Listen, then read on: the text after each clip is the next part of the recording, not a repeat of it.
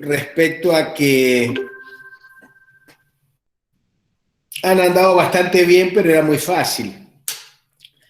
Ya les quiero avisar que el segundo parcial parece más un parcial de la universidad, digamos, no tanto de una escuelita primaria, pero con todo respeto por las escuelas primarias, el segundo parcial va a ser un poquito más denso. Ahí les voy a pedir que se esfuercen con los informes de avance de los trabajos prácticos, porque parte de la calificación va a tener que ver va a haber puntos para el informe que ustedes presenten, es decir, que los grupos de 4 o 5 o 6 hay un par de puntos que van a compartir, porque obviamente presentan un informe por grupo y eso se califica. También implica una calificación para los ayudantes, así que les pido que confíen en ellos, y también los ayudantes saben que nos tienen que preguntar a nosotros cualquier duda sobre el tema. Ya el informe de avance aspira a ser un análisis bastante aproximado de toda la realidad que estamos analizando, y tiene que ser un anticipo de lo que va a ser el informe final, que es el mapeo sistémico del tema que les haya tocado. Ya hubo informes de avance, ya hubo muy buenas respuestas con la pregunta de desarrollo, y otras más flojitas. En general han andado entre los 2 y 3 puntos.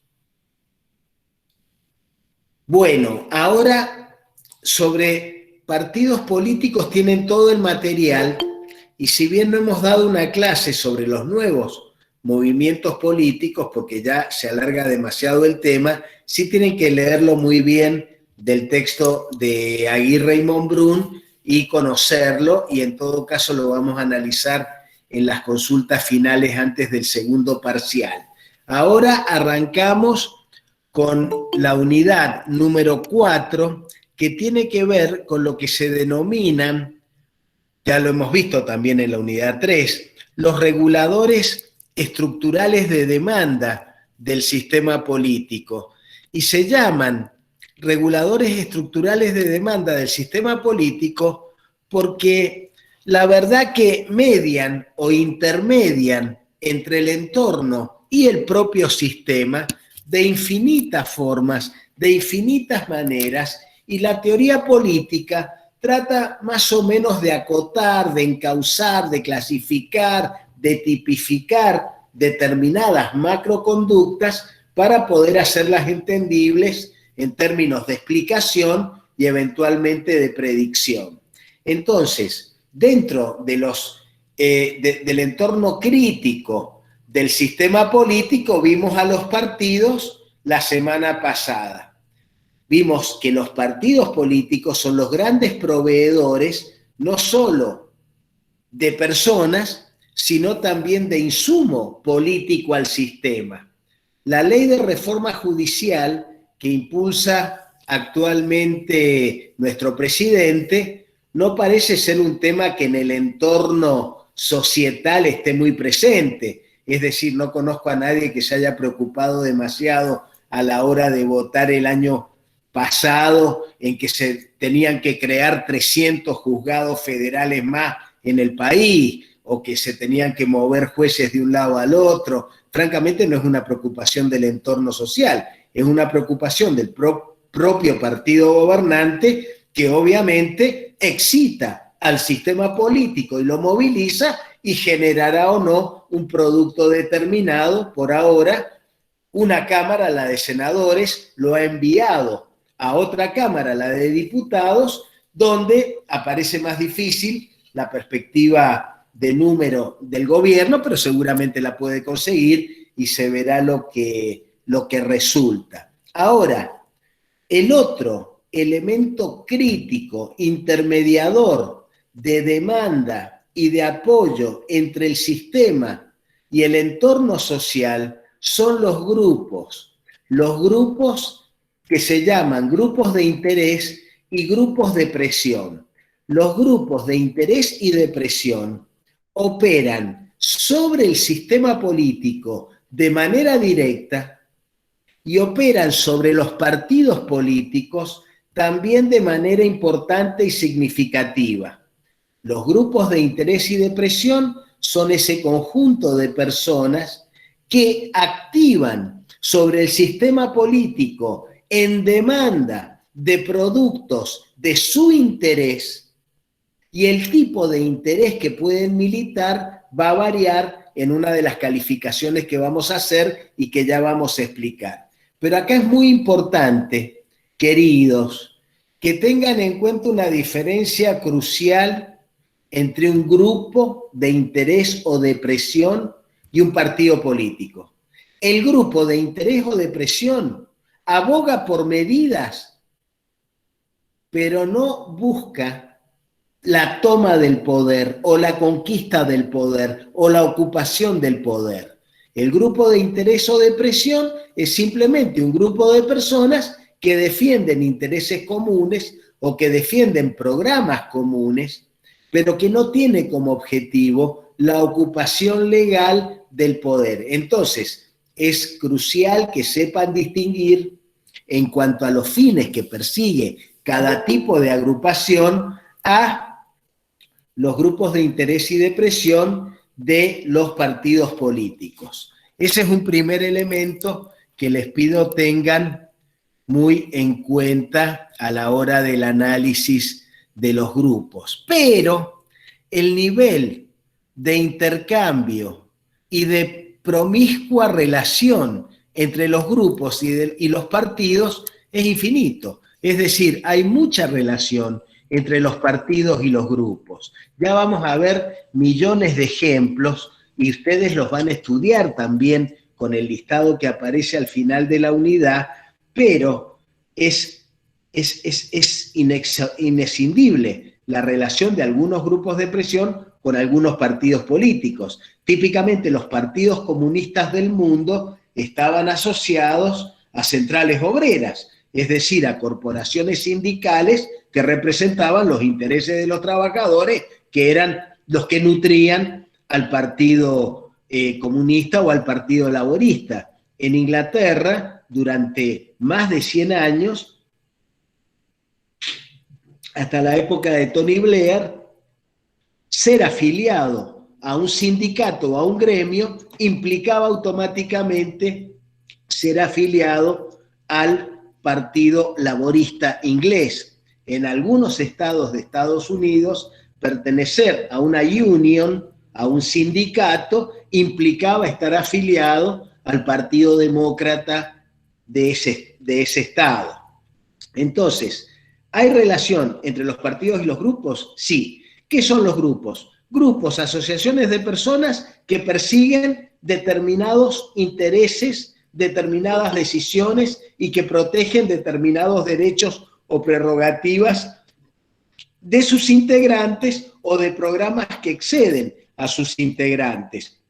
Ya los vamos a distinguir. Entonces, cuando hablamos de grupos de interés y grupos de presión, los distinguimos por dos tipos de modalidades.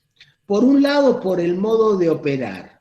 Los grupos de interés operan básicamente sensibilizando y movilizando al sistema político en términos de peticiones, de reclamos, de pedidos de información, de divulgación. Es decir, que los grupos de interés no presionan, no coaccionan al sistema político, no generan una presión que a veces puede oscilar de manera bastante dramática entre lo legal y lo ilegal, sobre todo en épocas de larvado fascismo como las que vivimos ahora, donde todo lo que no está prohibido es obligatorio, porque realmente son tantas las prohibiciones que tenemos que es muy poquito lo que nos queda de libertad.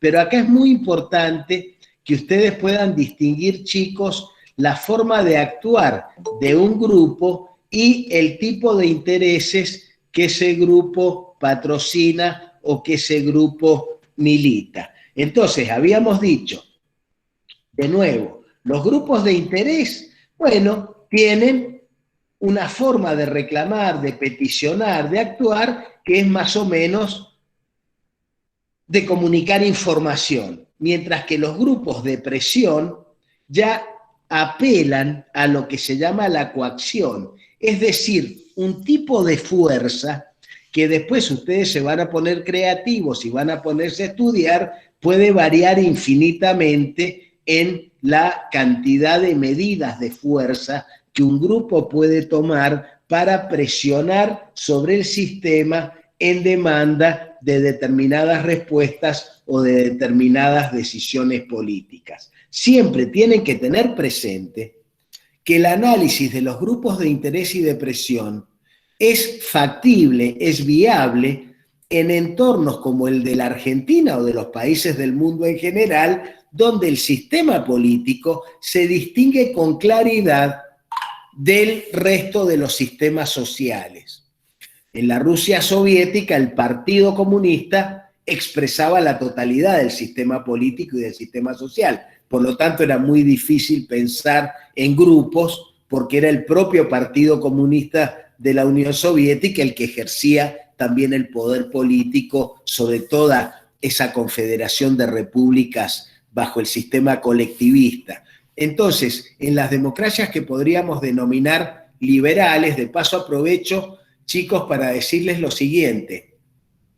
Gracias a los que se han hecho el Political Compass y nos lo han mandado, muy interesante, y también que ya hoy vamos a ver las unidades 4 y 5. Vamos a dejar presentadas las unidades 4 y 5, tienen todo el material en la web, y después, ya la semana que viene, arrancamos con Julio Leónidas Aguirre, la unidad 6, que es régimen político, la 7, que es régimen electoral, y ahí paramos para el segundo parcial, y ya después arrancamos con la 8, que es teoría del Estado. Pero es muy importante, una compañera le llamaba la atención porque decía, ay, me salió liberal de izquierda, una cosa por el estilo. Y yo no me imaginaba liberal, dice. Y en realidad vamos a ver con Julio la semana que viene, porque van a ser 2 clases seguidas con él, la cuestión fundamental de las ideologías políticas. Vimos algo la semana pasada con los partidos, pero el liberalismo político es una corriente ideológica que ha tenido una fuerza extraordinaria en la definición de los sistemas políticos modernos. De hecho, todos los sistemas políticos modernos prácticamente adhieren a una constitución, a una carta de derechos, a un sistema que después vamos a nutrir en las unidades 9 y 10 con lo que son los principios del sistema republicano. Pero es muy importante que cuando hablen de liberalismo sean capaces de distinguir mentalmente lo que es el liberalismo político, que nutre tanto los partidos liberales como los partidos conservadores, como los partidos socialdemócratas o socialistas,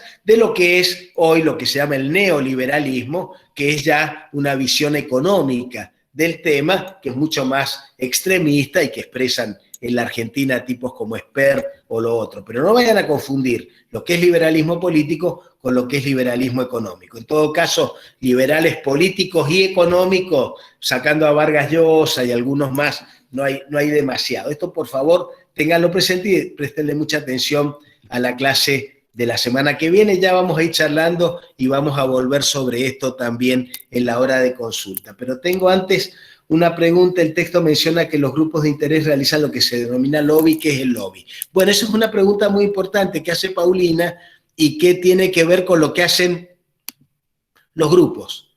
Los grupos que no desarrollan propiamente coacción, desarrollan fundamentalmente lo que se llama lobby. Lobby es una palabra que responde a un concepto, a un término norteamericano. Lobby es el pasillo, y hacer lobbying quiere decir estar hablando con los legisladores, estar hablando con los decisores para poderlos motivar en orden a la toma de decisiones políticas. Es decir, hacer lobby significa hablar, persuadir, eventualmente los medios a través de los cuales se puede valer el lobby para influir sobre los legisladores son infinitos. Estos temas están muy estudiados en el ámbito de la teoría política americana porque los grupos de interés y de presión en Estados Unidos tienen un poder de manipulación electoral extraordinario.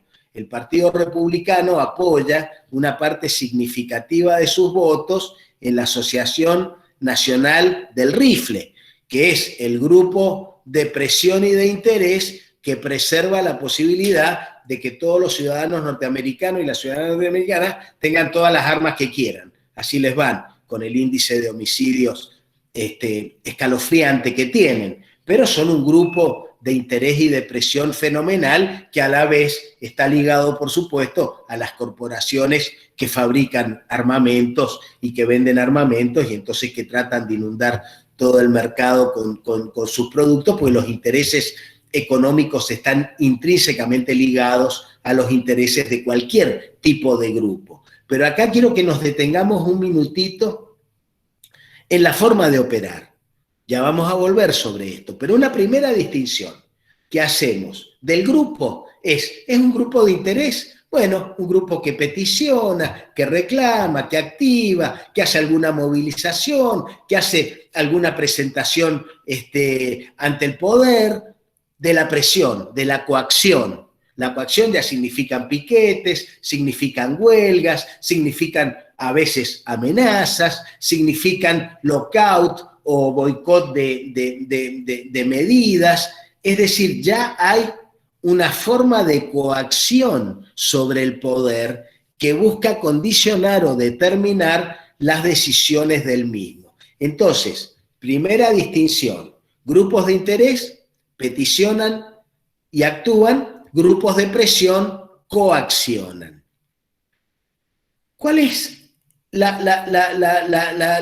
son las premisas que tenemos que tener en cuenta para analizar esto? Primero, en general, los grupos persiguen decisiones públicas para su propio interés. Es decir, si la Corporación de Propietarios de Líneas de Colectivos en Mendoza, esto pasó en la época de Paco Pérez, decide que si no le aumentan la tarifa a las 10 de la noche van a dejar de funcionar, están haciendo una presión sobre el poder político porque quieren que el poder político dicte un decreto actualizando la tarifa del colectivo.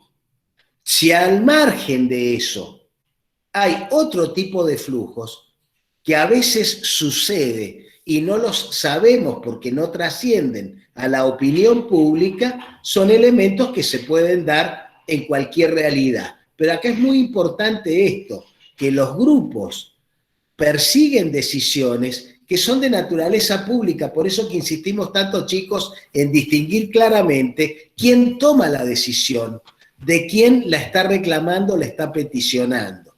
Los gremios pueden pedir paritarias, pero la decisión de llamar a paritarias la toma el Ministerio de Trabajo de la Nación a nivel nacional o la toma el gobernador de la provincia a nivel provincial. La decisión es pública, una decisión autoritativa, compulsiva, mandatoria, coactiva, pero el reclamo que atiende siempre es de un sector determinado. Por supuesto, pedidos de aumentos de sueldos, pedidos de desgravaciones impositivas. Recuerden ustedes, si tienen tiempo de repasar, ya vamos a ver los grupos en las próximas placas, pero si ustedes analizan, por ejemplo, lo que fue el formidable movimiento de la Mesa de Enlace Agropecuaria durante el año 2008, donde una resolución del ministro de Economía Lustó,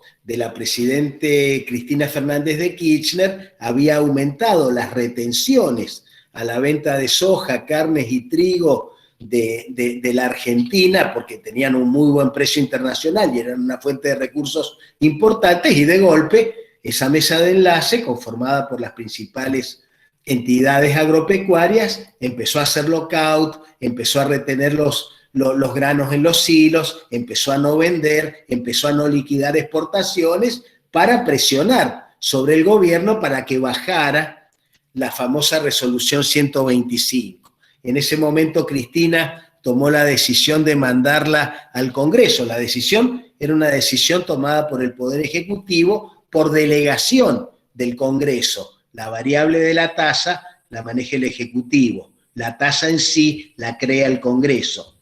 Pero ante la presión decidió mandar también la resolución 125 al Congreso. La Cámara de Diputados la aprobó por muy poquitos votos de diferencia, y en el Senado, una de las pocas veces que han estado los 72 senadores nacionales sentados, hubo un empate angustiante de 36-36, y el desempate por penales lo hizo el gran Julio César Cleto Cobo, que se hizo famosísimo con eso, y que votó a favor de, no se sabe muy bien, el voto fue un no positivo, un no negativo, en fin, nada, no importa. Lo cierto es que ahí cesó la presión de los grupos, porque finalmente la resolución 125 fue derogada porque el Senado no la convalidó. Pero entonces, tengan presente esto: cuando los grupos se movilizan por intereses de sector o por intereses de programa. La gente que persigue la legalización del aborto no es porque quiera abortar, si no, no habría tipos como yo movilizando por el aborto. Simplemente lo que quieren es que se regule y se legisle un aborto legal, gratuito y seguro para las mujeres que no pueden ir a un médico particular para hacerlo. Pero esta es la primera consigna, entonces. Son decisiones públicas que tienen que ver con el interés del grupo que lo hace. No están dentro del sistema político. No están dentro del sistema político. La CGT no está dentro del sistema político. La CETERA no está dentro del sistema político. El Sindicato Único de Trabajadores de la Educación de Mendoza no está dentro del sistema político. Pero sí es muy común y muy frecuente que los grupos poderosos coloquen gente dentro del sistema político. Es decir, muchos legisladores históricamente responden o a grupos económicos o a grupos sindicales. Y esto es muy normal en cualquier país del mundo y también en la Argentina. Y ahora cada vez más, como los partidos políticos tienen una fuerte crisis de representatividad, es normal, es común, es habitual que incorporen a sus listas de candidatos a personas provenientes de grupos ambientalistas, grupos ecologistas, grupos que militan propuestas de género, grupos económicos. En su momento fue muy famoso en el año 1985 la Fundación Mediterránea, una formidable think tank ligado a la derecha liberal, pagó $4 millones para una candidatura a diputado nacional por la provincia de Córdoba de Domingo Felipe Cavallo, que después sería ministro de Economía de Carlos Menem, y de Fernando de la Rúa. La Fundación Mediterránea le pagó al Partido Justicialista un lugar en la lista para insertar a Cavallo en la Cámara de Diputados de la Nación. Un tipo encantador, realmente. Vivieron para que la patria muera. Pero de todos modos, esto es muy común, que los partidos políticos lleven gente de grupos. La mesa de enlace tuvo representantes, hay varios que todavía están hoy en el Congreso, algunos representantes de esa mesa de enlace de la resolución 125. Entonces colocan personas dentro del sistema político. En general es ostensible, se sabe, se conoce, pero a veces también lo pueden hacer de manera encubierta. A veces un legislador, una representante de un partido puede estar trabajando de manera encubierta o de manera reservada para un grupo de presión. Esto es muy común con el caso de los medios de comunicación. No les voy a dar ejemplos porque no me interesa, simplemente los pueden buscar en los medios, pero es muy común que personas que están dentro del sistema político, además de representar a un partido que es el que los lleva como candidatos, estén actuando para intereses de sector o intereses de grupo. Las modalidades de actuación de los grupos, sobre todo de los grupos de coacción, son potencialmente infinitas. Uno piensa en piquetes, en cortes, en lo que se llama cuando van a hacer un piquete en la casa de algún legislador que tiene que votar una ley a favor o en contra de algo, y entonces se hace una movilización en la propia casa de la persona, enviar cartas, enviar solicitudes, llenarle el correo electrónico con peticiones, y al mismo tiempo hay cosas que son absolutamente ilegales, pero que suceden también. Mandarle una foto del legislador con una persona con la cual no debería estar en ese lugar precisamente a esa hora y amenazarlo con hacerla pública, o cosas así. Los grupos de interés y de presión, sobre todo las corporaciones importantes de poder económico, no suelen ser muy sutiles a la hora de economizar elementos de presión para obtener decisiones que les interesa. Por eso que agregamos como premisa para el análisis que la actuación puede ser tanto legal como ilegal. ¿Hasta acá cómo vamos? ¿Está más o menos claro esto? Sí, Alberto. Ahora Sí, vamos Alberto. a la pregunta de Agustín. Okay, claro. Vamos a la pregunta de Agustín con este cuadrito que viene ahora. Entonces nosotros vamos a hacer dos distinciones conceptuales. ¿Para qué? Para el análisis que les planteamos al final de estas diapositivas y que van a hacer ustedes por su cuenta y que vamos a estar charlando el viernes en la hora de consulta. Primero, por el tipo de intereses que defienden y promueven, la doctrina en general distingue a los grupos como de interés o de programa. Son grupos de interés aquellos grupos donde lo que se persigue es el interés de los propios miembros del grupo. La Sociedad Rural Argentina, las confederaciones rurales argentinas, la Federación Agraria, la CGT, en general persiguen intereses vinculados a sus asociados, a sus miembros, a sus sindicatos, a sus cuadros integrantes. Mientras que los grupos de programa son aquellos tipos de grupos que abogan por programas que exceden el interés personal de las personas que los conforman.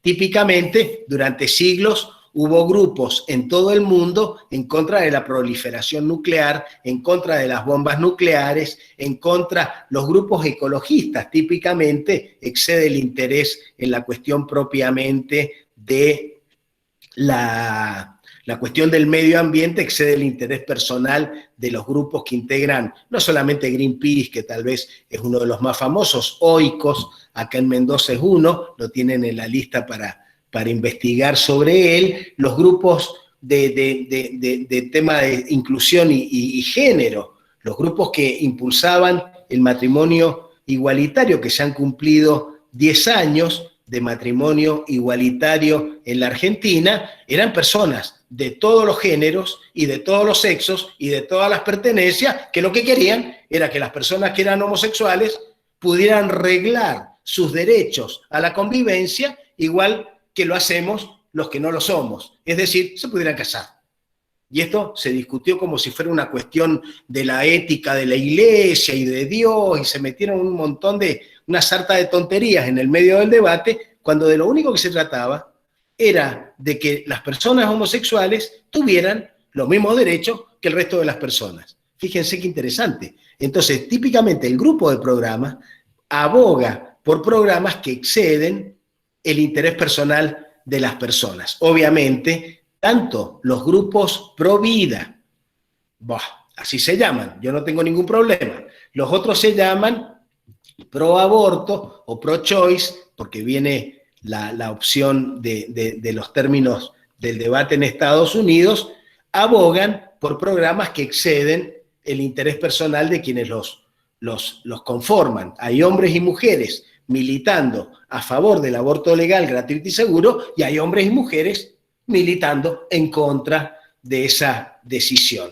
Por lo tanto, una primera distinción es por el tipo de interés que defienden y promueven los grupos. Y la otra es a la que nos referimos, según que usen o no el interés o la coacción, y ahí ya vemos a los grupos de presión, que son los que coaccionan efectivamente sobre el poder para obtener determinadas decisiones. Ahora, los grupos de interés entonces los tienen desarrollados ahí, están desarrollados también en la bibliografía. Típicamente las agrupaciones de trabajadores y empresarios responden a este tipo de grupos, y los grupos de programa también los hemos mencionado y los hemos desarrollado, y ustedes van a ir trabajando con todo el listado que les damos ahora al final. Pero también están los grupos antiglobalización, pero los más típicos son los ambientalistas, y también los grupos que están con la inclusión de género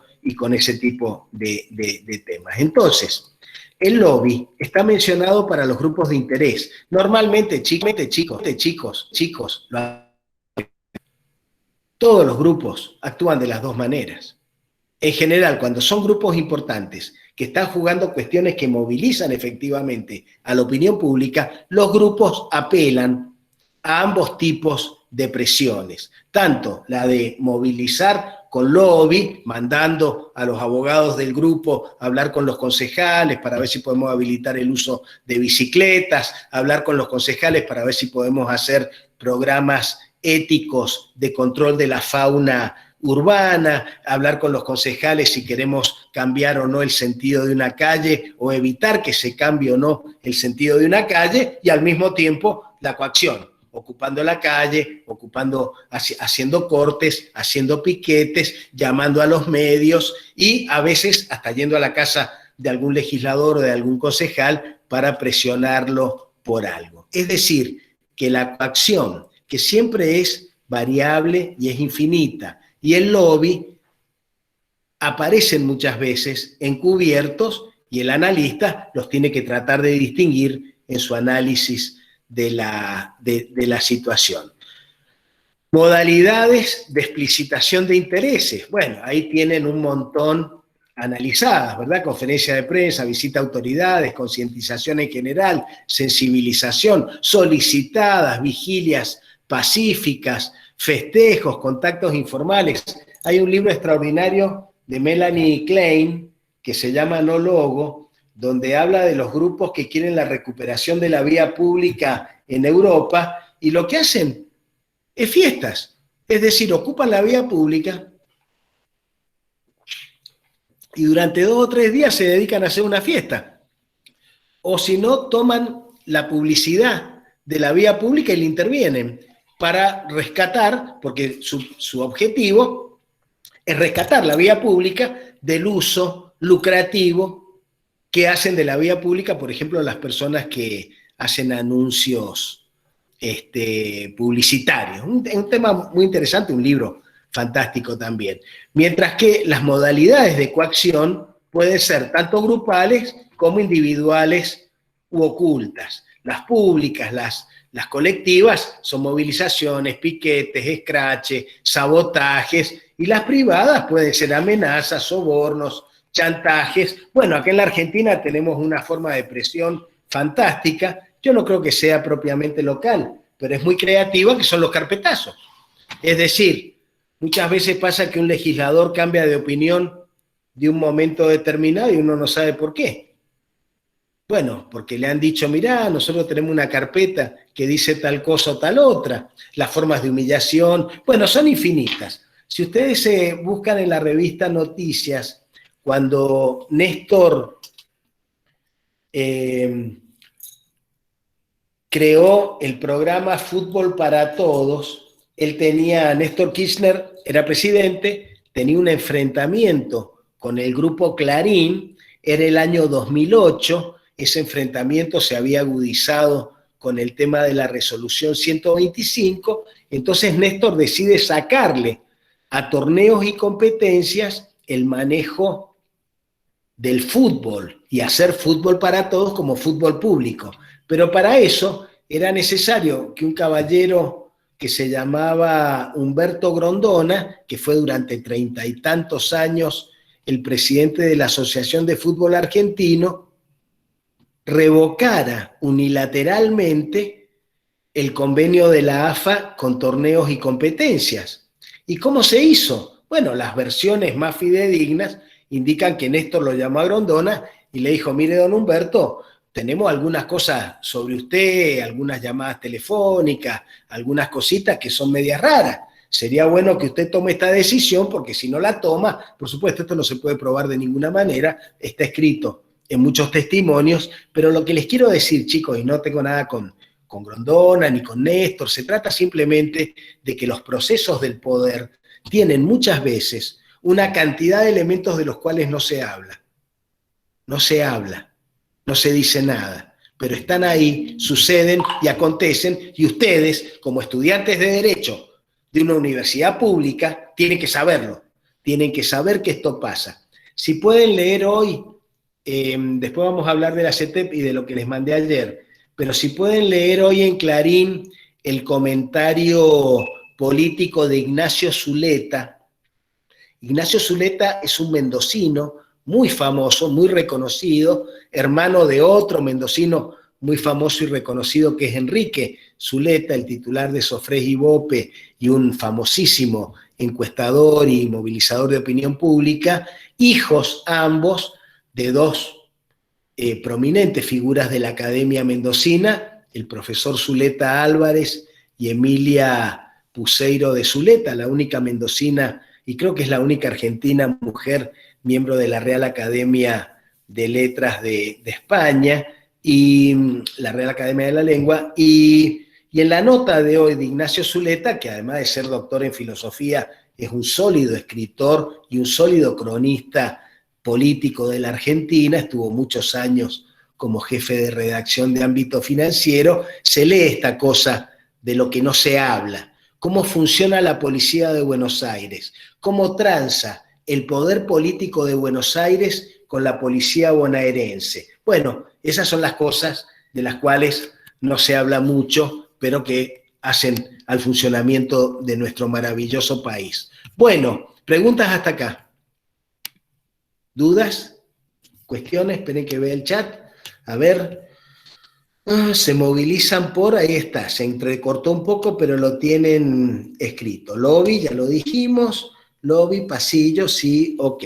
Entonces, chicos, vamos ahora al final de esta presentación para que nos podamos meter en la próxima unidad rápidamente. Grupos famosos de la Argentina, estas son las modalidades de actuación, y que ustedes van a tener que analizar y estudiar por su cuenta. CGT, CTA, SUTE, AMPROS, judiciales, ¿qué son? ¿Grupos de qué? De interés. Del sector general. De interés y de presión, pero son gremiales, ¿verdad? Son grupos gremiales. La UIA, la CAME, el SEM en Mendoza, la USIM en Mendoza son grupos empresarios. Los grupos empresarios son más sutiles a la hora de presionar, porque además tienen más llegada al poder. Si el presidente del SEM llama por teléfono a Rodi Suárez, lo agarra al toque. Si el presidente del SUT, si el secretario general del SUTE o la secretaria general, la Chabela del Popolo de AMPROS, llaman por teléfono al Rodi Suárez, no sé si los atiende. Es decir, que la forma de presionar de los sindicatos gremiales, de los grupos gremiales, tiende a ser un poco más radical que la de las corporaciones empresarias, que en ocasiones son sutiles, pero en ocasiones pueden ser durísimas. Después están los grupos del sector agropecuario, típicamente confederaciones rurales, sociedad rural, CARVAP, todos estos, ustedes los van a ir analizando, chicos, tanto a nivel nacional como a nivel Mendoza. Pero ¿cuál es mi sugerencia? Porque después en el examen nos vamos a ver con este tema y si mantenemos las preguntas de desarrollo, creo que las vamos a mantener, me gastan. Todavía estoy corrigiendo parciales, habrán notado. Pero bueno, tenemos 10 días para corregirlo. Les pido por favor que tengan presente que lo corregimos de a uno. Es uno por uno. Y ya el próximo parcial se corrige por grupo. Es decir, corrijo individualmente el parcial que ha hecho cada uno y al mismo tiempo ponderamos en no más de 2 puntos. En total el trabajo de 1 o 2 puntos. Ya veremos el trabajo práctico que han hecho en conjunto. Entonces tienen que ir estudiando con toda la información que hay en la web, algunos de estos grupos. Cualquiera, no agarren todos ni se les ocurra, pero ustedes toman uno del ámbito gremial, uno del ámbito económico, uno del ámbito agropecuario y estudian cómo funciona, cómo opera, qué ha hecho en los últimos años, cómo ha actuado en los últimos años y seguimos, porque hay muchos grupos que son fundamentales de los medios de comunicación. La Argentina no sería lo que es, con todas las condiciones y características que tiene, si no tuviera los grupos de medios de comunicación que son poderosísimos por lo que vamos a ver en la unidad siguiente de opinión pública. El Multimedios Clarín, el Multimedios América, el Grupo Perfil, el Grupo Indalo, los multimedios de Sigifredo Alonso en Mendoza, los multimedios de Omar Álvarez en Mendoza, lo que queda del Grupo Vila Manzano en Mendoza, porque ahora hubo una separación ahí familiar y entonces Daniel se quedó con América y creo que su hermano maneja Canal 7, ni Will y el otro, las otras radios, pero son importantísimos a la hora de presionar. Fíjense, les doy un ejemplo. ¿Por qué los medios de comunicación de Mendoza no pagan impuesto a los ingresos brutos? ¿Por qué? Si son negocios. Ah, no, porque la libertad de prensa, porque la libertad de opinión, porque son medios para la información del pueblo. Entonces son medios formidablemente beneficiosos en términos económicos que no pagan impuestos a los ingresos brutos. Y cada vez que la legislatura les quiere meter un impuesto a los ingresos brutos, algunos legisladores desaparecen de los medios que solían frecuentar. No aparecen más directamente. Lo que se llama el síndrome Chirola-Laferrière, porque Laferrière era un senador de la UCR que en 1985 osó tratar de reglamentar el derecho de réplica de los medios. Derecho de réplica quiere decir, cuando alguien dice algo malo mío en un medio, yo tengo el derecho de contestarlo. Casi todos los medios, por principio de ética, lo admiten y lo receptan. Pero en esa época decían cualquier cosa de vos y te la tenías que comer. Como el derecho de réplica estaba en el Pacto de San José de Costa Rica, el Chirola Laferrière, senador nacional por Entre Ríos, quiso reglamentarlo. No volvió a salir jamás en ningún diario y en ningún medio de comunicación de la Argentina, chicos. Así como suena. El poder de los grupos de medios de comunicación, que además aparecen muchas veces asociados a otro tipo de emprendimientos. El Grupo Vila Manzano tiene emprendimientos en desarrollo inmobiliario, en petróleo, en energía, conforman entes muy poderosos frente a los cuales el poder político suele ser particularmente débil. Después están los grupos piqueteros, a donde está el movimiento Evita, la corriente clasista y combativa, el movimiento Barrios de Pie, la cooperativa Tupac Amaru aquí en Mendoza. No, la cooperativa es nacional. Acá en Mendoza ha sido materia objeto de algunas investigaciones judiciales que han dado lugar a algunas circunstancias de escándalo, pero son muy importantes, sobre todo ha sido muy importante en Lavalle y en Godoy Cruz, y la CETEP, que es de Juan Grabois, que yo ayer les mandé esa nota del diario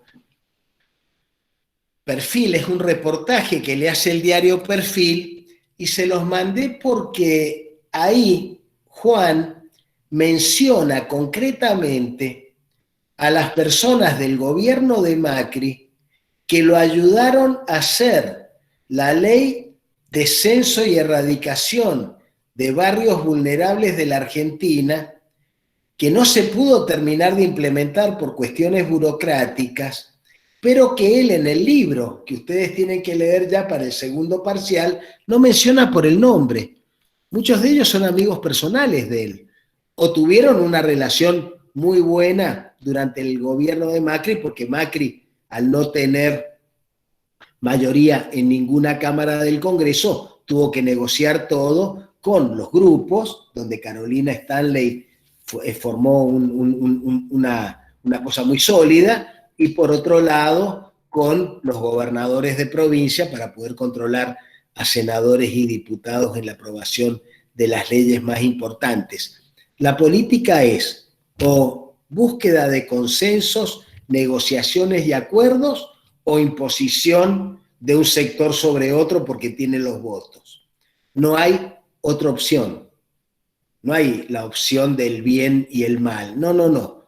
O se impone porque tenés la mayoría, o se negocia y se acuerda, como fue durante los años de Macri. Entonces, es muy interesante que ustedes complementen la lectura de Grabois con el texto que les mandé ayer, porque ahí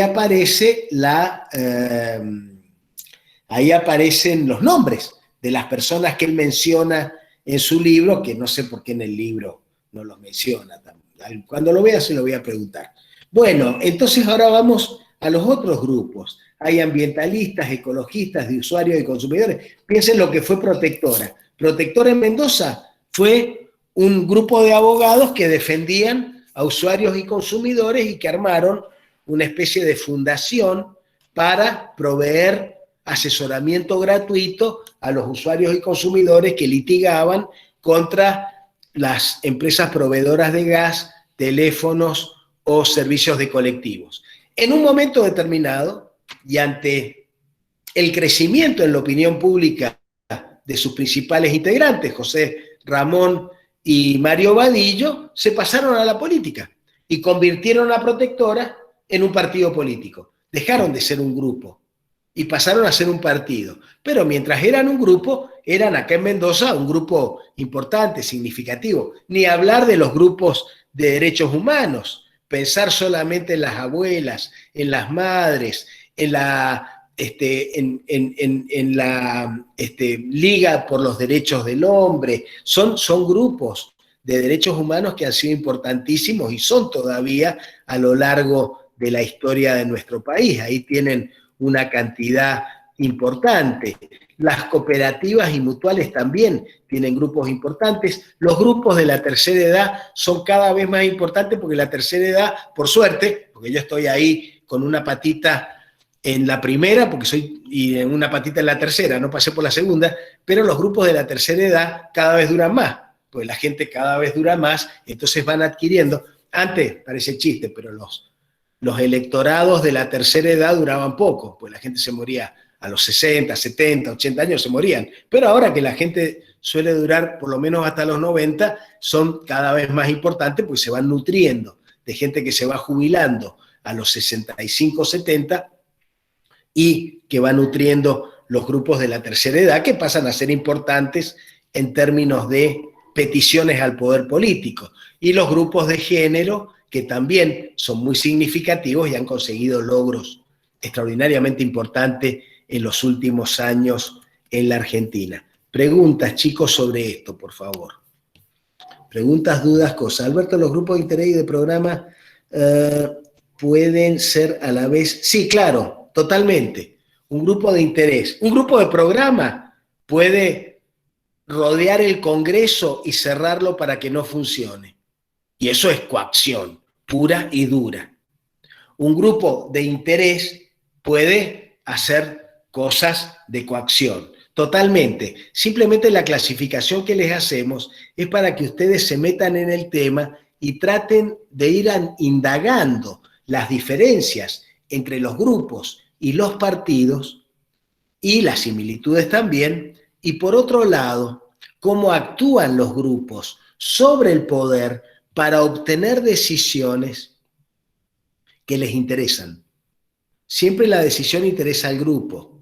Cuando un gobernante es muy hábil, o muy vivo, o muy inteligente, fue el caso de Menem, también Néstor lo hizo. Cuando Néstor llega al poder, los grupos piqueteros eran feroces cómo condicionaban al sistema político de la Argentina.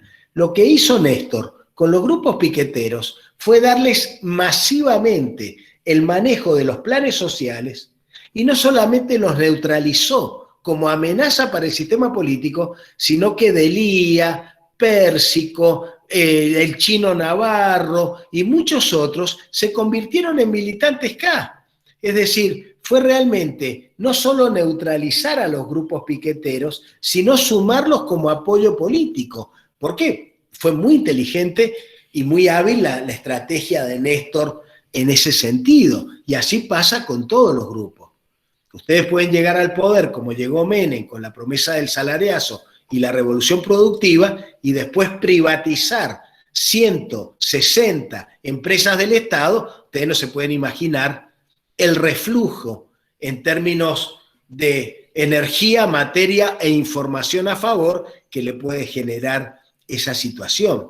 Es decir, es muy interesante cómo los grupos operan en relación al poder y yo les estoy pidiendo ahora que con ese listado que yo les he hecho, y si quieren meter más, meten más, se pongan a analizar 3, 4, 5, 6, los que ustedes quieran, no menos de 4, no es necesario que analicen todos, pero sí que sean capaces de visualizar cómo operan los grupos de interés y de presión en los procesos políticos de la Argentina. Y si lo pueden relacionar con esta unidad que ya hemos terminado ahora, con el trabajo práctico que están haciendo, en algunos casos va a ser más sencillo, en otros no tanto, desde ya están invitados a hacerlos. Un grupo de presión integrado por jóvenes puede ser, por ejemplo, la toma de colegios. Bueno, la toma de colegios fue más bien un fenómeno, fue más bien un fenómeno mimético.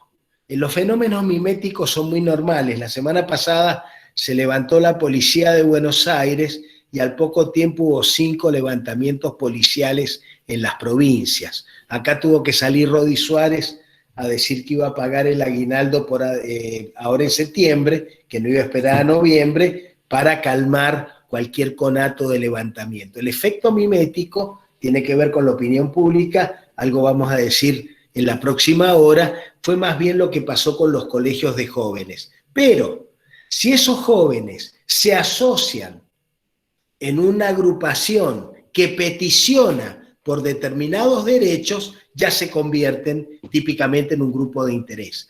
La Federación Universitaria Argentina ha sido un grupo de interés y de presión significativo durante muchos años e impidió, incluso con movilizaciones muy importantes en los años de Menem, que se arancelara la educación. Fue la FUA, Federación Universitaria Argentina, que es un grupo.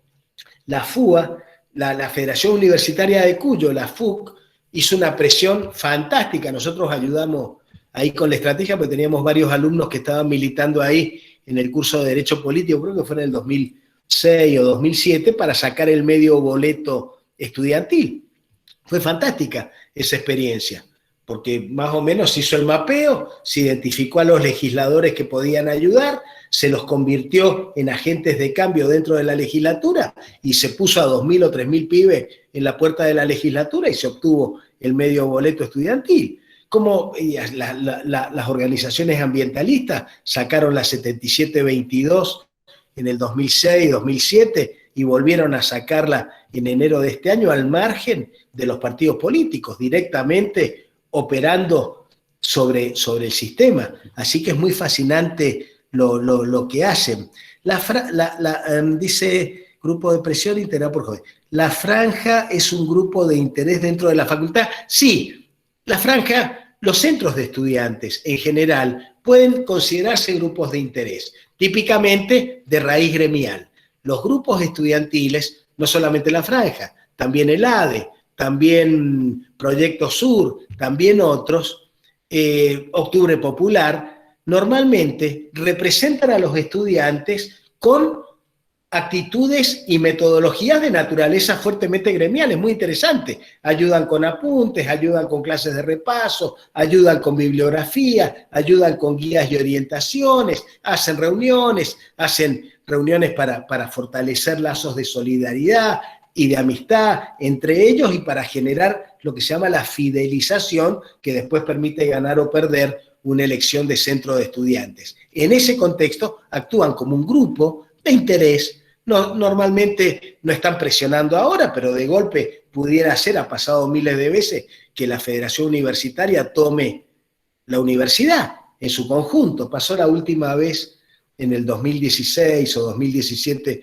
por un problema con el edificio de la Escuela Superior de Música y otras cositas, también pueden llegar a ser factores de coacción. El grupo de presión que más se manifiesta hoy en día es el social. Bueno, a ver, todos los grupos son sociales, aún los económicos. Nosotros podemos distinguir en términos macro sistémicos lo social, lo económico, lo político, pero en general los grupos de naturaleza social, como los movimientos piqueteros y los movimientos representativos de los sectores vulnerables, que tienen una extraordinaria capacidad para movilizar y presionar sobre el poder, son los que más aparecen. De golpe, los grupos vinculados a la industria petrolera no aparecen tanto, son más sutiles, son más ocultos, son más, pero tanto en la época de Macri como en la época de Alberto Fernández han conseguido el mantenimiento del valor del barril del petróleo a un valor determinado para ser rentables en momentos en que el petróleo ha bajado su valor en todo el mundo porque hay un parate mundial de consumo y de actividad económica provocado por la pandemia. Entonces, los que más se ven no siempre son los más poderosos, pero sí son obviamente los que más se ven, los más ruidosos podría ser. Pero ustedes analicen los grupos que tienen, ahí tienen el listado, pero pueden agregar más grupos y el viernes volvemos sobre este tema. Ahora vamos a hacer 5 minutos, 5 de pausa intencional sanitaria y volvemos con la unidad 5, así ya el viernes repasamos eso y el lunes nos ponemos las pilas con lo que viene.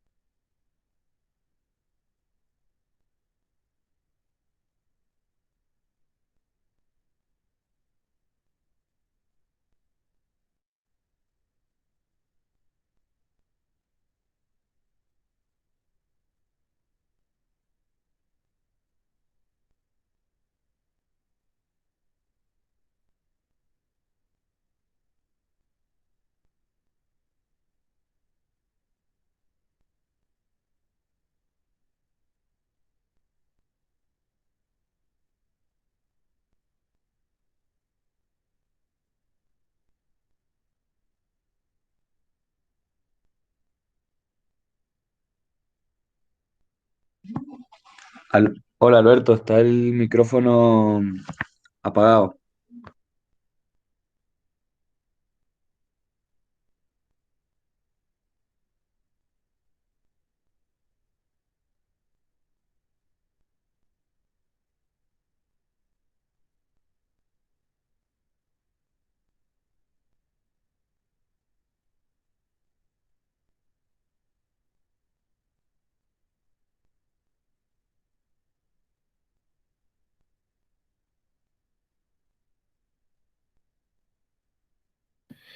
Hola, disculpen la demora. Ahí. ¿Están viendo la unidad 5? No, ¿no? No, Alberto. No, no se ve.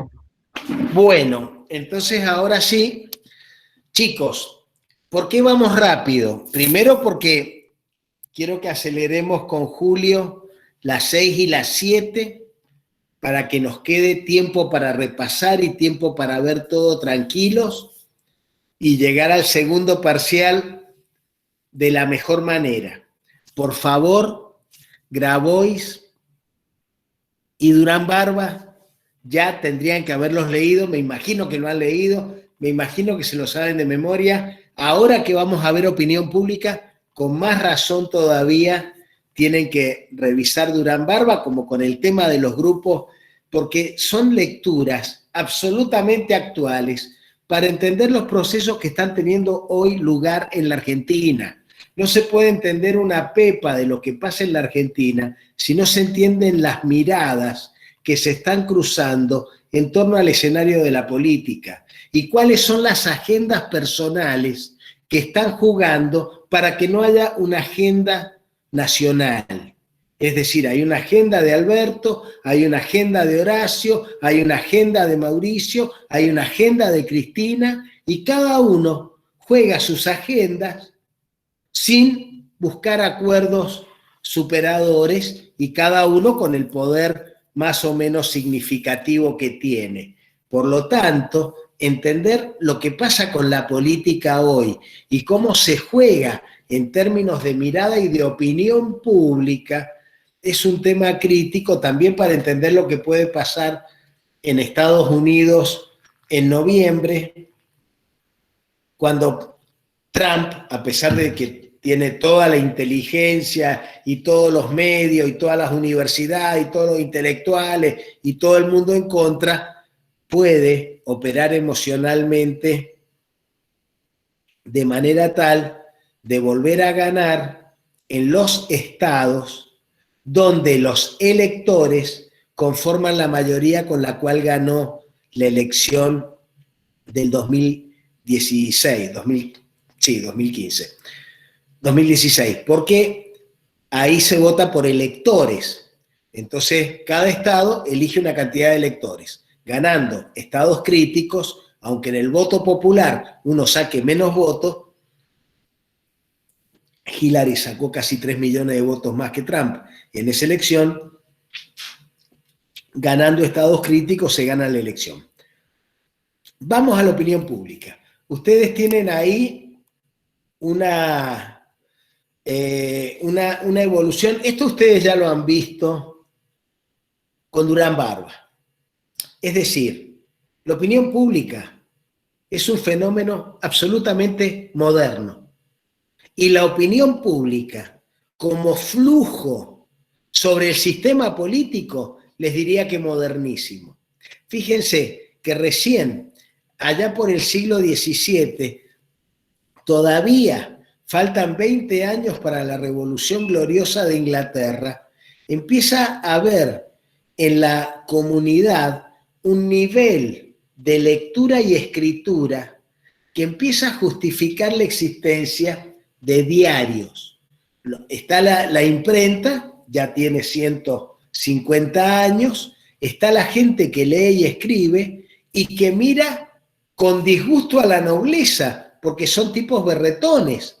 Estos son burgueses, y los burgueses siempre tienen una mirada como envidiosa de la nobleza porque no tienen la prosapia y no tienen el glamour de los nobles, y empiezan a reunirse para discutir los temas de la comunidad y empiezan a existir diarios que van informando las cosas que están sucediendo y entonces se empiezan a conformar flujos de opinión que van a ir evolucionando en el tiempo y en el mundo a partir de todo lo que va sucediendo con la ciencia y con la divulgación y el acceso a la enseñanza. Yo les he dicho muchas veces, hoy vivimos una instancia extraordinariamente única, pero ya en el siglo XVII tenemos los primeros diarios, tenemos la enciclopedia. Si les gusta la lectura, hay una novela de Arturo Pérez Reverte que se llama Hombres Buenos, que es la historia de la compra de la primera enciclopedia por parte de la Real Academia Española de Letras. Ya sé que parece una tontería, perdónenme la digresión, pero si les gusta la literatura, la enciclopedia es la primera vez que se trata de conjugar en una obra escrita de texto todo lo que era el saber científico del siglo XVIII y que se publica durante casi 20 años. D'Alembert fue su gran director, pero escribió Rousseau, escribió Montesquieu, escribieron todos los grandes pensadores de la época y ahí se condensaba lo que era el saber científico y empezaba a presidir y a prevalecer el imperio de la razón, de la argumentación, de la lógica y sobre todo la confianza del ser humano en el conocimiento que iba a acompañar esos procesos que van a dar lugar a la Revolución Inglesa en 1680.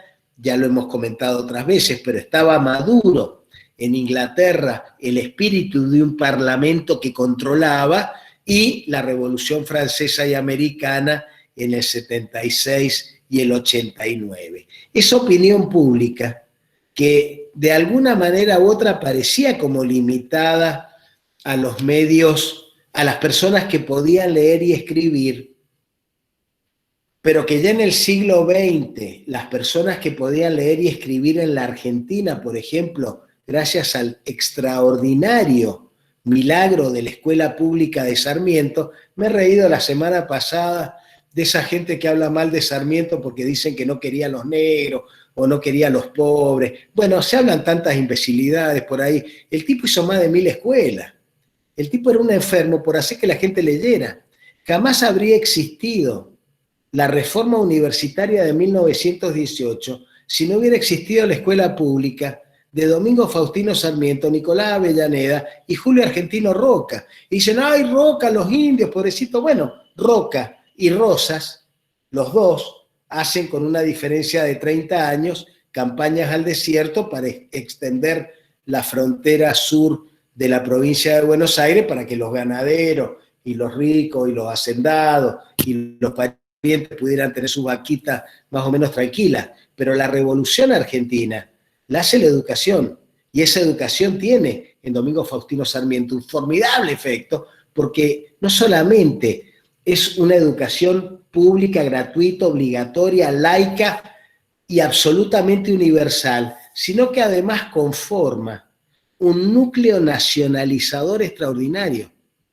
Suelo contar la anécdota de mi mamá, porque ella fue la número 12 de 13 hermanos, el primero de los cuales nació en el Líbano. Y mi abuelo y mi abuela se vinieron del Líbano a principios de siglo con un hijo ya nacido, con una hija que nació en el barco, mi tía María, y con otros 11 hijos que nacieron en la Argentina. Ahora los 13 fueron a la escuela y completaron la primaria. Y 8 de ellos completaron la secundaria. Y 5 fueron a la universidad. Esa es una revolución educativa extraordinaria, pero además la escuela pública, ese era el modelo que había visto Sarmiento en Estados Unidos, es un fenómeno nacionalizador, como eran todos hijos de españoles, rumanos, polacos, de cualquier, libaneses, árabes, todos ellos van a una escuela donde aprenden el himno, aprenden la bandera, aprenden la escarapela, aprenden los próceres, aprenden la Revolución de Mayo y salen argentinos.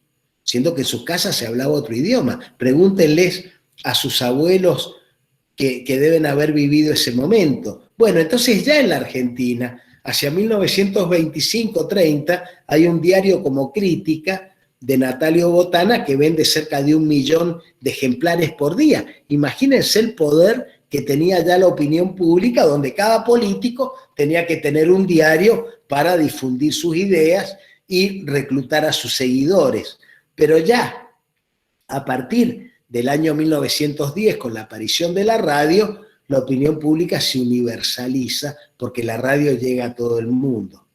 Entonces ahí el fenómeno de la radio permite que la gente que no sabe leer y escribir porque es inmigrante, mi abuelita nunca aprendió a escribir y leer en idioma español, pero con la radio se integran también a los procesos políticos y empiezan a enjuiciar críticamente las situaciones que están en juego. Obviamente la televisión termina de universalizar estos procesos y finalmente con las redes digitales se produce lo que Durán Barba llama la licuación de la opinión pública, porque ya no se va a formalizar tanto en términos de grandes temas con juicios críticos, sino que más bien va a ser una opinión líquida, conformada diariamente por millones y millones de personas que no solamente consumen medios, como era con los diarios, la radio y la televisión,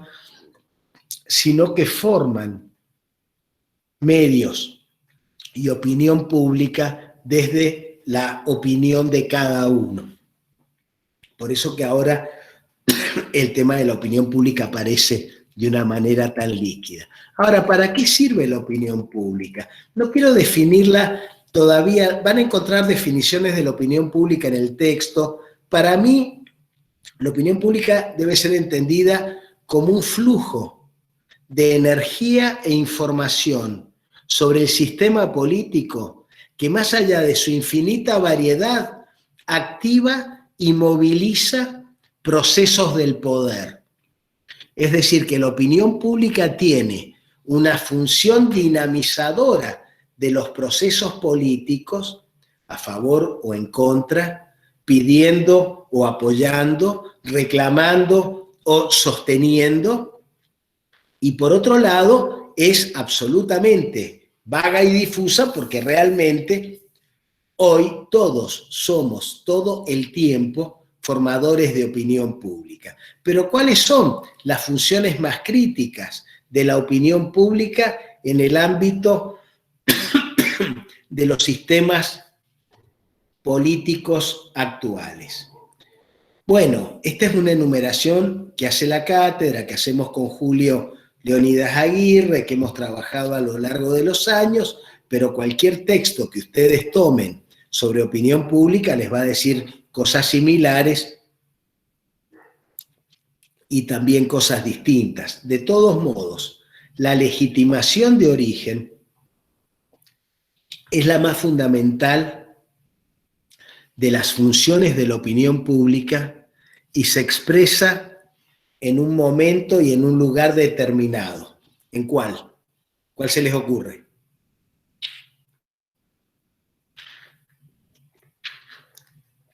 Hola. ¿Cuándo se expresa a fondo la opinión pública? ¿En qué momento?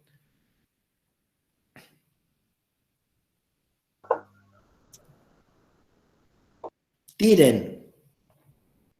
En las elecciones. Típicamente. ¿Cuándo sabés mejor el estado de la opinión que en una elección? Es decir, ahí es el momento más crítico. La elección legitima el origen del poder. Antes no era así, antes legitimaba todo el poder. Hasta hace 30 o 40 o 50 años, una persona era elegida por 4 años y hasta los 4 años posteriores no la jodías más, tenías que dejarla gobernar. Ahora, el origen del poder legítimo está en una elección, obviamente, elección legítima, controlada, transparente, no manipulada, piripipí. Esa legitimación de origen tiene su fotografía más nítida de la opinión pública el día de la elección. Alberto sacó 44, o no recuerdo exactamente, Mauricio sacó 38, 39, esa es la opinión pública de ese momento, y eso es lo que le da legitimación al tipo que llega al poder legitimado por una elección. Pero también la opinión pública legitima el ejercicio del poder, en el sentido de que esa opinión pública cotidiana, permanente, que los políticos se vuelven locos, la miden a la mañana, la miden al mediodía, la miden a la tarde, hacen seguimientos telefónicos, tienen empresas contratadas para hacer todo tipo de análisis de opinión, porque esa legitimación de ejercicio, que es permanente y sistemática sobre el poder político, hace que si uno baja en opinión positiva de un 35 o un 40%, colapsa. Es decir, los gobernantes están obligados no solo a seguir permanentemente el nivel que tienen de opinión pública, sino que además tienen que tratar de mantenerla más o menos en el aire, arriba de un 40% de opinión favorable, porque de lo contrario se caen y probablemente no se levanten más. Cristina nunca podía pasar del 30 o 35%. Pierde la elección a senadora nacional por la provincia de Buenos Aires contra Esteban Bullrich, que es más bien un técnico, pero no tiene un perfil de político carismático, ni mucho menos, un tipo sólido. De ninguna manera quiero subestimarlo, pero simplemente que, comparado con Cristina, aparecía como un político de mucha menos entidad. Pero ella, con ese 35%, no podía levantar más. Entonces, ¿qué hace? Buscarlo a Alberto para que traiga Massa. Y ya Cristina más Massa pueden obtener el 46, 47 o 45% de los votos necesarios para ganar la elección presidencial.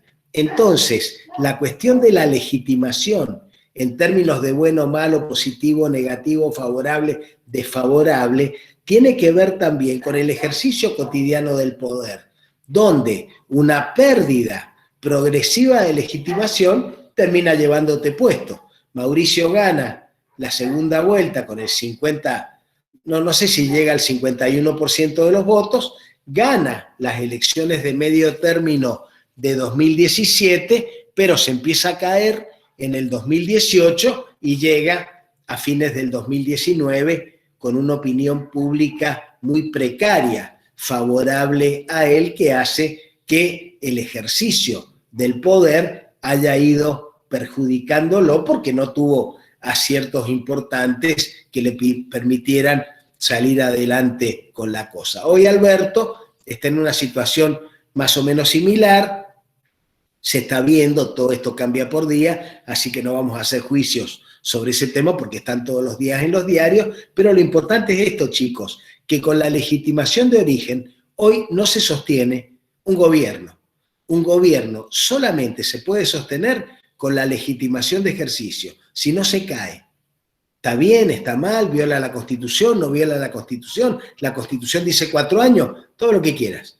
Pero si la opinión pública abandona a un gobierno, ese gobierno se precipita o se queda sin poder para hacer nada. Es lo que le pasó típicamente a De la Rúa en diciembre del 2001.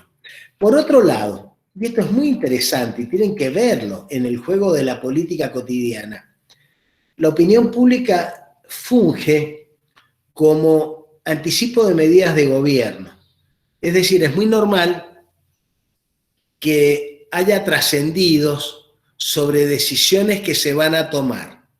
Ahora, por ejemplo, llevamos 2 semanas analizándose si el gobierno va a tomar alguna medida con lo que se llama el dólar ahorro, es decir, la posibilidad de que la gente que tiene unos pocos ahorritos pueda comprar hasta $200 por mes para capitalizarse, porque los plazos fijos no rinden tanto como el dólar blue, y hay gente que compra el dólar ahorro a 100 pesos y lo vende en el mercado negro del dólar blue a 128 y entonces por mes se gana 5.000 o 6.000 pesos. El gobierno no quiere intervenir ese mercado, quiere dejarlo porque, aunque es un drenaje de dólares permanente para el Estado, es al mismo tiempo un control de que el blue no se dispare.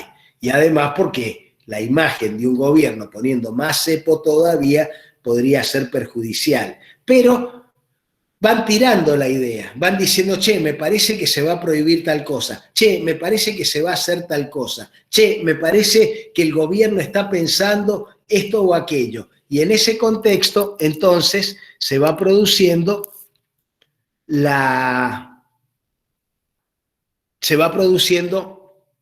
el anticipo de medidas de gobierno y uno las va midiendo. Y dice, che, ¿qué tal cayó esa idea? No, cayó para el traste, no se te ocurra hacerlo porque morimos todos. Ah, bueno, entonces, entonces no, qué macana, bueno, no, démosle o no le demos, bueno, depende, pero ese anticipo de medidas de gobierno, la gente se la come, como se comen los arqueros, los amagues de los delanteros. Es decir, dicen, no, ¿viste lo que va a hacer el gobierno? Y en realidad el gobierno estaba sondeando para ver qué pasaba. Si hay una reacción en contra de la idea, el gobierno se hace el distraído y dije, nunca en la vida dije que iba a hacer tal cosa. Si ve que la reacción es más o menos favorable, aunque la medida pueda o no resultar un poco antipática para algunos, puede en cambio considerar e implementarla. Entonces el sondeo, el efecto de sondeo que llaman algunos autores a la opinión pública tiene esta virtud, digamos, de generar esta situación de anticipo de medidas de gobierno. Ahora, dentro de lo que es la sociedad civil que hace oír su voz a través de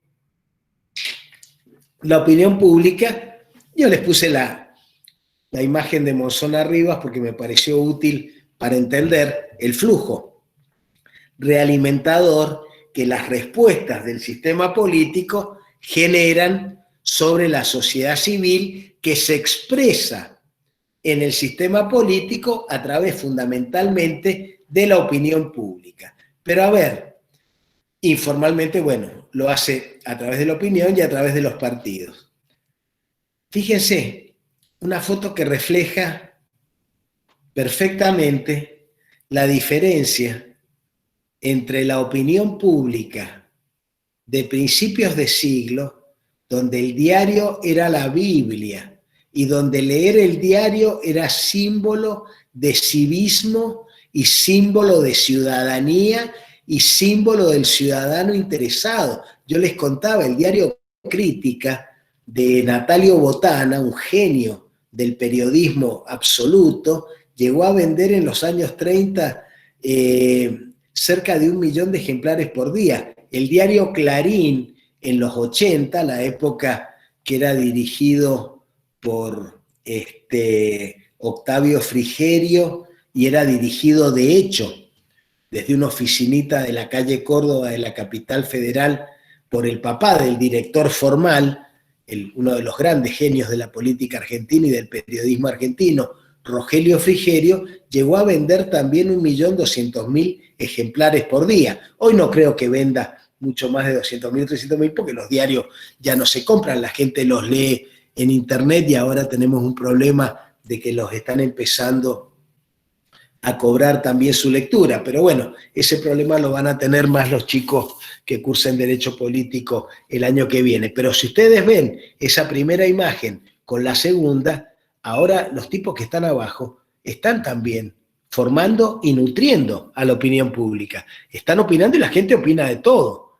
La gente opina del punto de coparticipación que le sacaron a Horacio, la gente opina de los proyectos de Cristina y su agenda judicial, la gente opina de Rodi y de si quiere abrir o si tiene que abrir o no. Esto es extraordinario desde el punto de vista del efecto democratizador que una opinión pública activa y crítica puede generar sobre los gobiernos, más allá de la manipulación natural que puede significar en términos de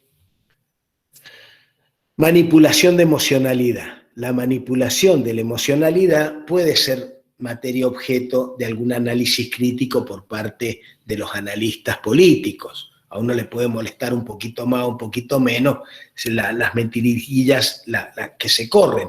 Pero es muy interesante saber que la opinión pública es el factor condicionante de la legitimidad de un gobierno todo el tiempo. ¿Qué características tiene la opinión pública que ustedes van a leer en el texto de Aguirre y Monbrun y que tienen que manejar muy bien para el parcial? Primero, que la opinión pública se interesa por las cosas importantes. Es decir, ni siquiera la fecha de vuelta del fútbol alborota demasiado a la opinión pública. Bueno, los que son fanáticos del fútbol y les gusta el fútbol están más o menos preocupados si no vuelve en septiembre, si vuelve en septiembre. Nadie planifica nada para este jueves porque juega Racing a las 5 y después creo que hay otros partidos, no lo sé. Entonces, pero los temas importantes, el tema de la impunidad, el tema del aborto, el tema del divorcio en su momento, que generan realmente posiciones, son temas que a la opinión pública la movilizan mucho.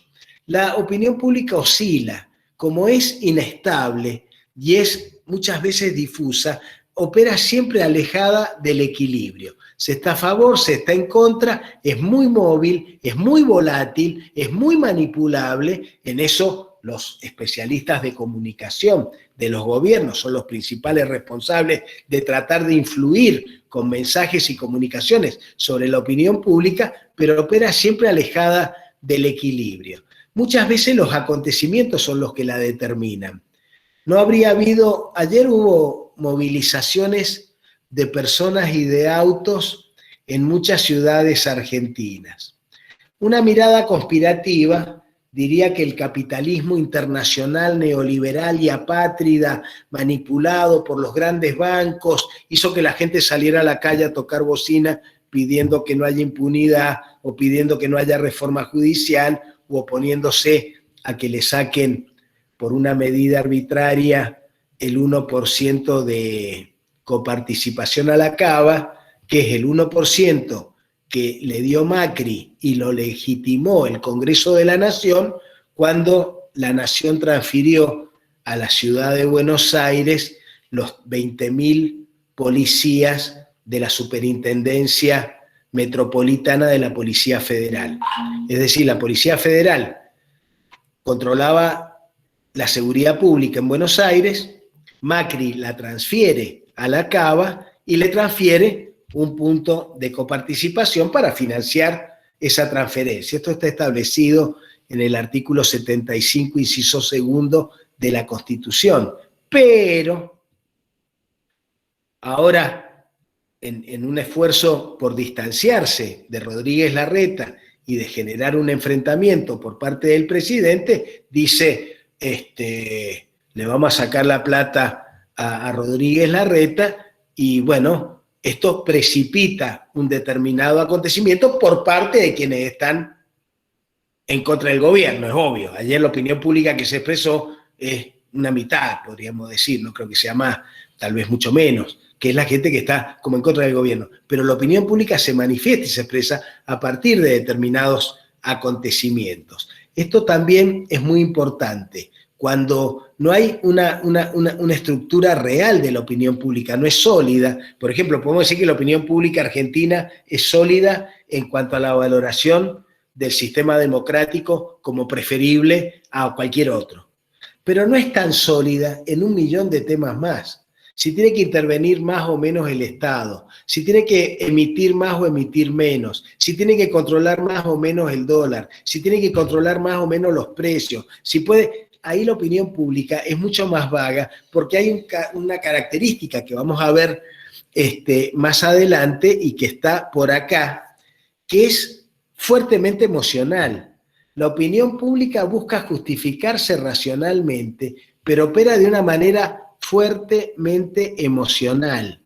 Los sujetos que participan en la elaboración de opinión pública en general tienen un interés en juego. Un interés más o menos concreto. cuando son un grupo de interés o de presión, típicamente la CETEP, el movimiento Barrios de Pie, el movimiento de la corriente clasista combativa o el movimiento Evita de Emilio Pérsico, querían la aprobación de la ley de erradicación de barrios vulnerables, como también la quería Carolina Stanley y el gobierno, y como también lo quería el Papa Bergoglio. Pero el resto de la gente que no está vinculada a esa problemática que plantea Grabois en su libro, le importaba tres pepinos, porque no estaba jugado el propio interés en la conformación de una opinión pública con respecto a ese tema. Bien, la opinión pública es reactiva y, aunque es fuertemente racional, aunque es fuertemente emocional, siempre busca racionalizarse. En cuanto a la última característica que me parece importante destacar, es que en general, a mayor educación y mayor información en la comunidad, hay una opinión pública con mayor sentido común. Es difícil comerse grandes cosas irreales cuando hay sentido común, información y educación.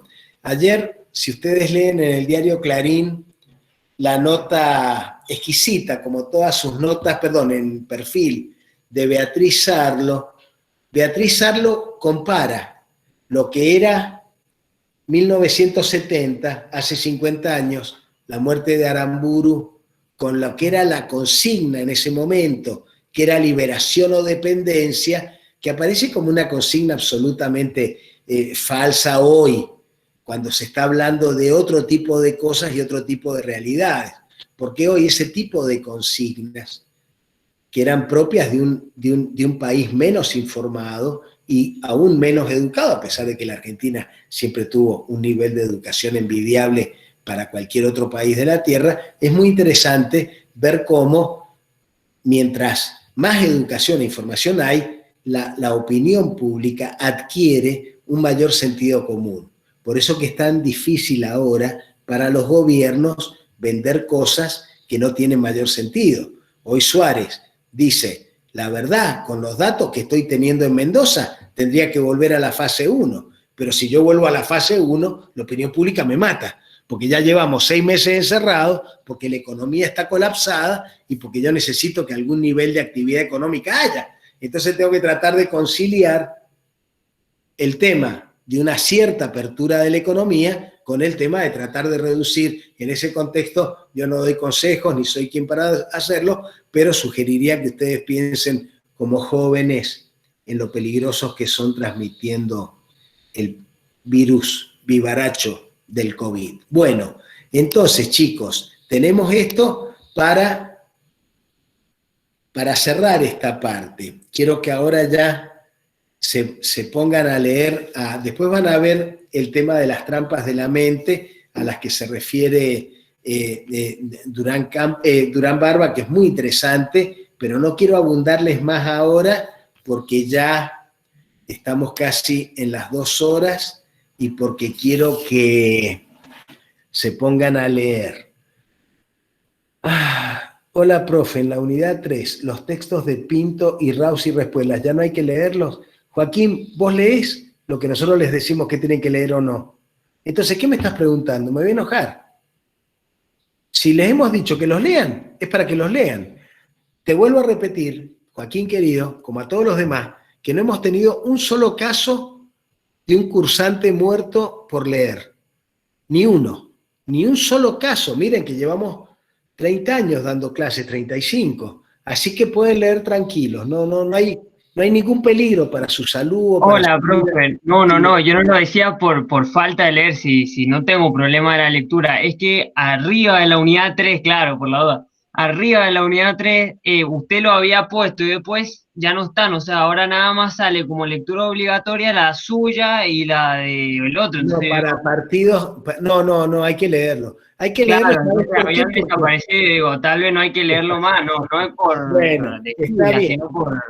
Todo bien, además yo sabés que lo hago un poco con ironía. La ironía es un símbolo de cariño y de afecto y de amor. En cambio el cinismo es otra cosa distinta. Pero la ironía siempre trasunta una cosa más o menos amorosa. No, sí, tienen que leerlo porque hay muchas partes del texto de Aguirre y Monbrun, sobre todo en la evolución de los partidos y las características de los sectores que representan y de las tendencias ideológicas que van a nutrir lo que lean en la lectura nuestra, que es más bien una suerte como de síntesis.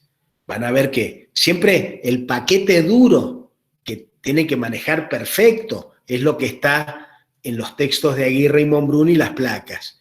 Pero si no enriquecen eso con una mirada un poco más amplia, cuando les tocan temas a desarrollar, en los exámenes tienen problemas y, como ya les decía, el segundo parcial va a ser más denso en esos términos. Bueno, chicos, entonces, unidad 4 y unidad 5 la tienen, la hemos visto, la hemos presentado, y yo voy a subir esta tarde el link de esta clase a la...